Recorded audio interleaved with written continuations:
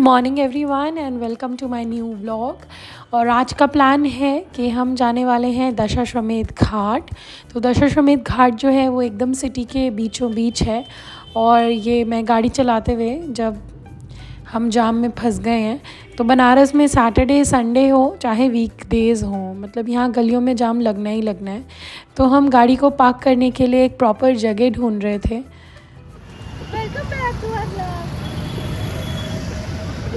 कुछ सुनाई नहीं दिया।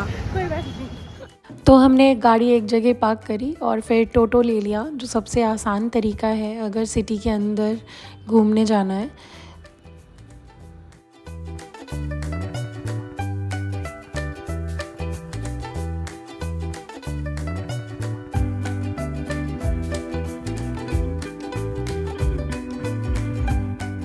फाइनली हमें टोटो ने एक जगह उतारा और बोला यहीं तक टोटो को जाने दिया जाता है। तो चौराहे से पहले ही टोटो उतार देता है और फिर वहाँ से गली गली होते हुए एक शॉर्टकट है। जब आप मेन रोड पे पहुँच जाते हैं दशाश्वमेध घाट के, तो हम वही एक्सप्लोर करते हुए।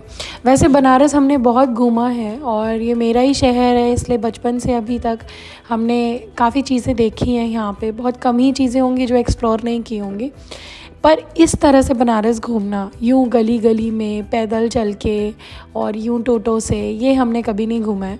कि मम्मी पापा के साथ आते थे तो एक जगह उतर जाते थे, वहाँ से बोटिंग करने जाते थे। यूँ घाट घाट पैदल घूमना ये नहीं घूमा है।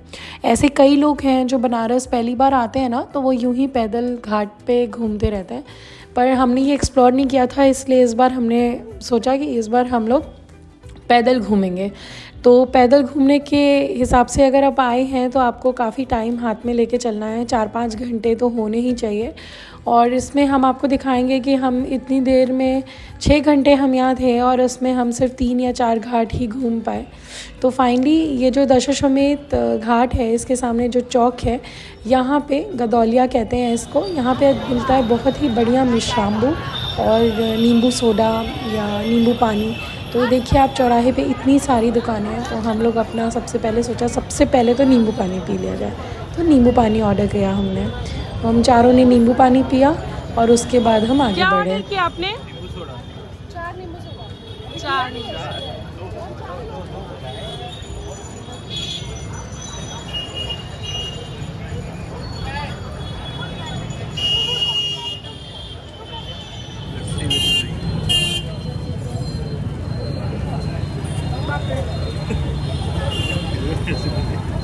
मैं एक्सप्रेशन गंदी चीज़ें दिखा रहे हैं।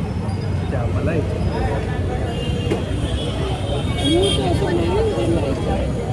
ये अच्छा है। ये पीते पीते बोल रहे हैं लस्सी विद मलाई, वो देखो कितनी हो गई मलाई।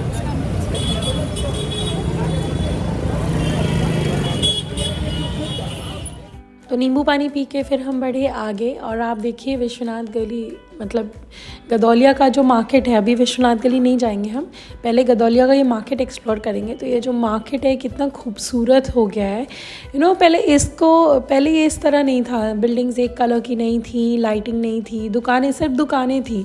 लेकिन अब ये जो बोर्ड्स लगा दिए एक तरह के, बिल्डिंग के कलर को सेम कर दिया है। इवनिंग वाले ब्लॉग में आप देखेंगे कि शाम के टाइम मैंने लाइटिंग भी कवर करी है। तो ये सब जो खूबसूरती है ना, ये जयपुर वाले मार्केट की तरह हो गया है। एंड इट इज़ ब्यूटिफुल, मतलब शॉपिंग के लिए बहुत ही अच्छी जगह है। आप बड़े बड़े मॉल्स में शॉपिंग करने से अच्छा यहाँ शॉप करें।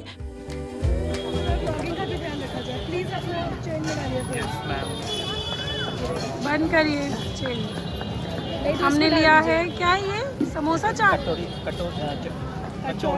कचौड़ी चाट।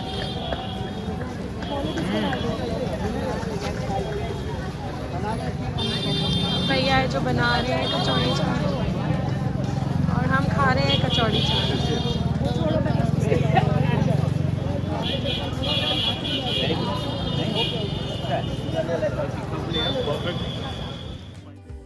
देखो कितनी सुंदर सुंदर साड़ियाँ और ड्रेसेस थी यहाँ पे। सारी शॉप अभी तक खुली भी नहीं थी, थोड़ी देर बाद पूरा मार्केट खुल गया था प्रॉपर्ली। तो आप देखेंगे कि यहाँ पे जो साड़ियों के शॉप्स हैं ना, वो भी अच्छी ब्रांड वाली साड़ीज़ हैं।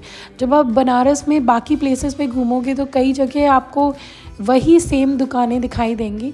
तो इनकी जो मेन दुकानें होती हैं वो हैं यहाँ चौक पे, और उसके बाद इन्होंने बाकी अपने जो आउटलेट्स हैं वो शहर में खोला है। तो बहुत ही सुंदर शॉप्स थे। और यहाँ पे आपको ये देखिए मूर्ति भंडार, मतलब मुझे इनकी मूर्तियाँ बहुत ही प्यारी लगी, बहुत ही सुंदर इन्होंने मूर्तियाँ बनाई थी। तो इस पूरे मार्केट में आपको कॉस्मेटिक्स मिल जाएगा, ज्वेलरी मिल जाएगा और साड़ियाँ मिल जाएंगी और आपको मूर्तियाँ मिल जाएंगी, एवरीथिंग सब कुछ मिलेगा यहाँ पे।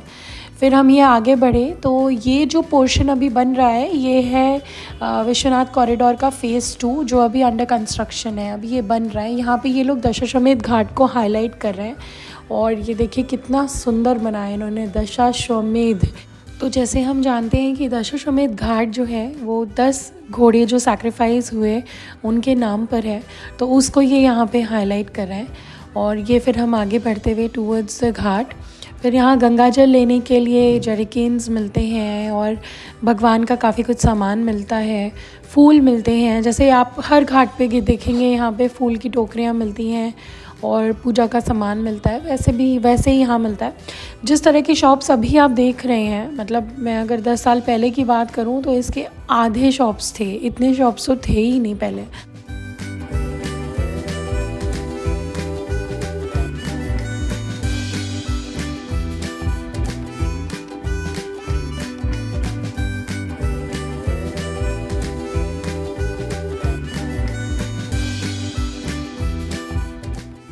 तो अभी दोपहर का टाइम था तो यहाँ पे सफाई चल रही थी, क्योंकि यहाँ पे शाम की जो मेन आरती होती है यहाँ होती है। तो शाम की आरती के लिए यहाँ तैयारियाँ चल रही हैं। पहले सफाई की जाती है, दरी बिछाई जाती हैं, कुर्सियाँ बिछाई जाती हैं, तो उस हिसाब से काफ़ी लोग आके यहाँ बैठते हैं। तो सफाई चल रही थी और आप देखिए गंगा जी कितनी खूबसूरत लग रही हैं और अब कितनी भीड़ है, डे टाइम में कितनी भीड़ है यहाँ पे। यहाँ पे भी एक छोटा सा शूलटंकेश्वर का मंदिर है, ये प्रयाग घाट है और ये नागा बाबा लोग बैठे हैं। तो यूँ इस तरह आपको इस घाट पे बहुत कुछ देखने को मिलेगा। और ये छतरियों के नीचे पंडित जी लोग बैठे थे और सब टीका लगाने के लिए बैठे थे। तो हमने सोचा चलो पहले एक राउंड मार लेते हैं, फिर टीका लगवाया जाएगा।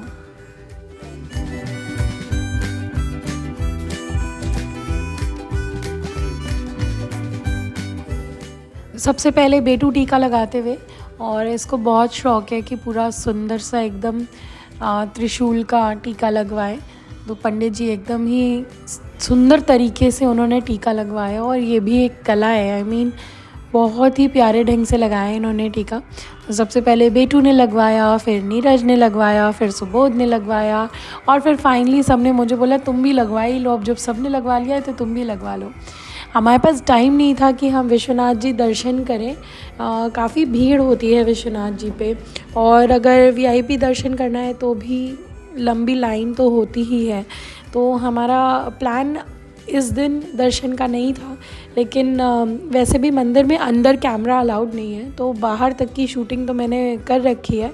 पर काफ़ी लेट हो गए थे, बच्चों को घर छोड़ के आए थे, तो इसीलिए हमने सोचा कि चलो विश्वनाथ जी के दर्शन फिर कभी बाबा बुलाएंगे तो दर्शन हो ही जाएंगे। इसके बाद हमने प्लान किया कि पहले कर लेते हैं कहीं बैठ के लंच और उसके बाद आगे घूमेंगे। तो पार्ट 2 के लिए ज़रूर वेट करिए। प्लीज़ लाइक शेयर सब्सक्राइब करिए मेरे चैनल को, बेल आइकन ज़रूर प्रेस करिए ताकि अगला वीडियो आए तो आपको पता चल जाए। Thank you, bye bye.